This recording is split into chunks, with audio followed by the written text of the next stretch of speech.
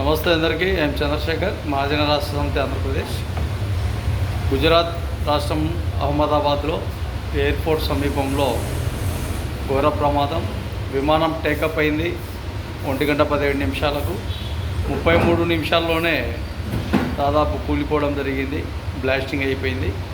దాదాపు 242 మంది అక్కడ ప్రయాణికులు, 2 పైలట్స్, అలాగే 10 మంది సిబ్బంది ఉన్నారని వార్తల్లో వస్తుంది. చాలా వరకు ఈ ప్రమాదం చాలా బాధాకరమైన విషయం, ఘోరమైన విషయం.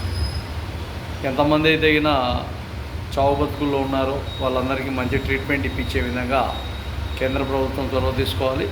అదేవిధంగా ఎయిర్పోర్ట్ అధికారులు కావచ్చు, విమానయాన శాఖ మంత్రివర్యులు ఖచ్చితంగా తక్షణమే అన్ని విధాలుగా రామ్మోహన్ నాయుడు గారు వెంటనే స్పందించి ఆ విషయాలన్నీ పకడ్బందీగా ప్రయాణికులకంతా ఇబ్బందులు లేకుండా ఉండాలని చేయాలని మనస్ఫూర్తిగా మహాజన రాష్ట్ర సమితి కోరుతున్నాం.